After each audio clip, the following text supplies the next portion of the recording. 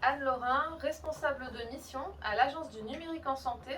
Je suis en charge des travaux de mise à jour de la doctrine du numérique en santé.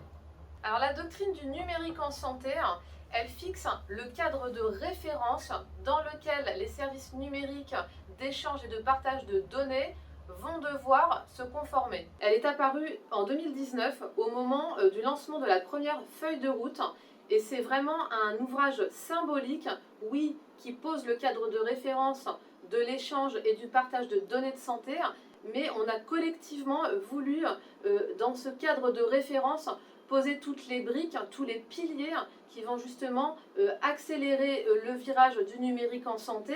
Et on y est maintenant puisqu'on entre dans la 4e version de la doctrine du numérique en santé. Donc ça montre bien que cet outil est devenu indispensable à l'ensemble de l'écosystème. On arrive sur la 4e version de la doctrine du numérique en santé. Cette V 2022, on a choisi de la retravailler essentiellement sur la forme pour qu'elle soit, je dirais, plus facile en termes d'appropriation. Ça va être une version beaucoup plus aérée et aussi beaucoup plus, je dirais, homogène en termes de présentation pour vous permettre de savoir où trouver les bonnes informations.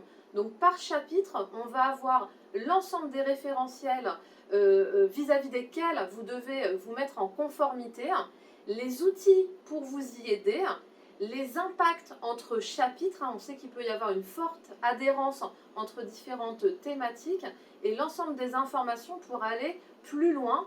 Bien sûr, on vous met généralement les informations pour vous indiquer, suivant les thématiques, s'il y a des financements en lien avec tel ou tel chapitre. Également des nouveautés, puisqu'on a des chapitres comme Via Trajectoire et le SAS, donc le service d'accès aux soins, qui font leur entrée dans la nouvelle version de la doctrine.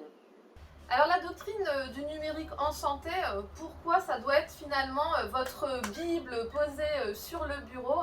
Parce qu'encore une fois, c'est le cadre de référence, c'est les essentiels.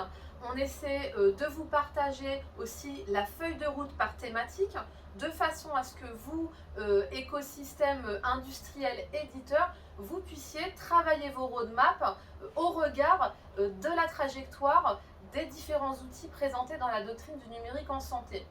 Et puis vous l'avez sans doute en tête, qui dit doctrine dit aussi outil convergence.